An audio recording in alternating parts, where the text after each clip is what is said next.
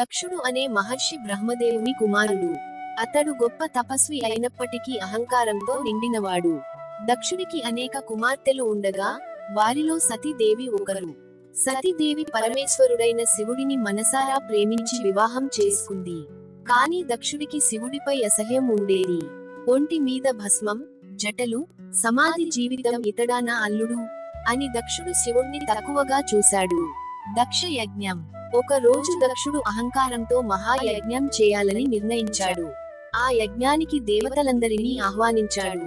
కానీ శివుడు మరియు సతీదేవిని మాత్రం పిలవలేదు. సతీదేవి ఇది తెలిసి బాధపడింది. తండ్రి యజ్ఞానికి అనుమతి లేకుండా వెళ్ళింది.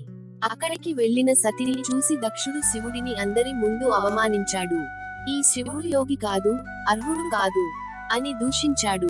సతీదేవి ఆత్మత్యాగం. భర్తపై చేసిన అవమానం తట్టుకోలేక సతీదేవి తన యోగాగ్నిలో తానే దహనం చేసుకుంది. ఈ వార్త తెలిసిన శివుడు తీవ్ర కోపంతో కంపించిపోయాడు. వీరభద్రుడి ఉద్భవం. శివుడు తన జటలలో నుండి వీరభద్రుడిని సృష్టించాడు. దక్ష యజ్ఞాన్ని ధ్వంసం చేయి అని ఆజ్ఞ ఇచ్చాడు. వీరభద్రుడు యజ్ఞశాలపై దాడి చేసి యజ్ఞాన్ని నాశనం చేశాడు. దేవతలను ఓడించాడు. దక్షుడి తలను కోసేశాడు. శివుడి కరోనా. అంతా విధ్వంసం అయ్యాక దేవతల ప్రార్థనతో శివుడు శాంతించాడు. దక్షుడిని జీవింపజేయాలని నిర్ణయించాడు.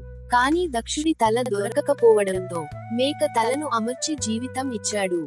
అప్పటి నుంచి దక్షుడు అహంకారాన్ని విడిచిపెట్టి శివ భక్తుడయ్యాడు. అహంకారం వినాశనానికి దారి తీస్తుంది. నిజమైన భక్తి వినయంతో ఉంటుంది. శివుడు సంహారకుడే కాదు, కరుణామయుడు.